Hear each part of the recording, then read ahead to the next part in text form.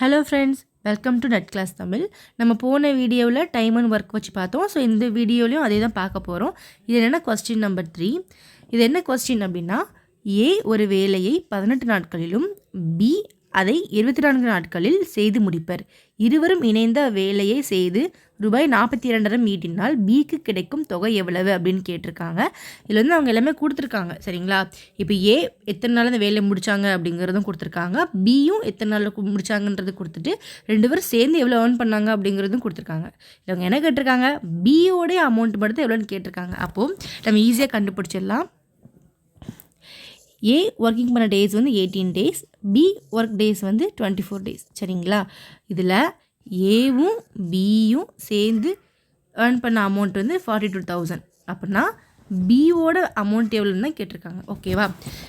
இதில் ஃபஸ்ட் நம்ம என்ன பண்ணலான்னா, ஏவும் பியும் ஒர்க் பண்ண டேஸ் எவ்வளோ, ஏ ப்ளஸ் பி அப்படின்னா 18 + 24 = 42 டேஸ், கரெக்டாக?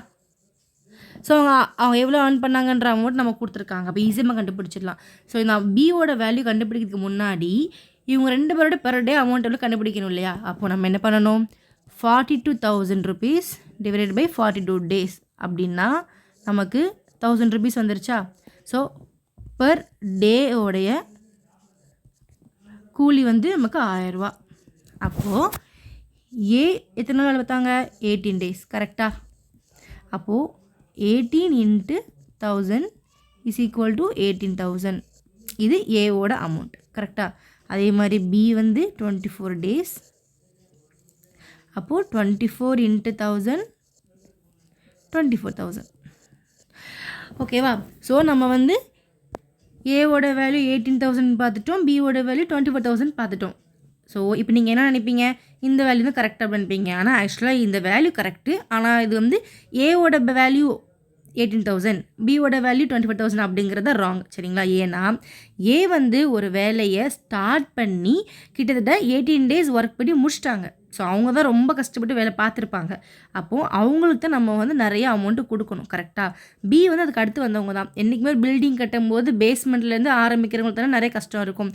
அதுக்கடுத்து வரவங்க என்ன பண்ணுவாங்க, அதுக்கடுத்து மிச்சோல வேலையை தான் பார்ப்பாங்க, கரெக்டாக? ஸோ அப்போ ஏ வந்து கஷ்டப்பட்டு வேலை பண்ணியிருக்காங்க, அதனால் அவங்களுக்கு தான் 24,000 போகும். பி வந்து ஏக்கு அப்புறம் வந்து ஒர்க் பண்ணதுனால அவங்களுக்கு வந்து 18,000, கரெக்டாக? அப்போனா இப்போ அவங்க என்ன கொஸ்டின் கேட்டிருக்காங்க, பியோட வேல்யூ தான் கேட்டிருக்காங்க.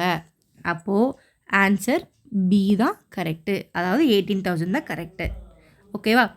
தேங்க்யூ.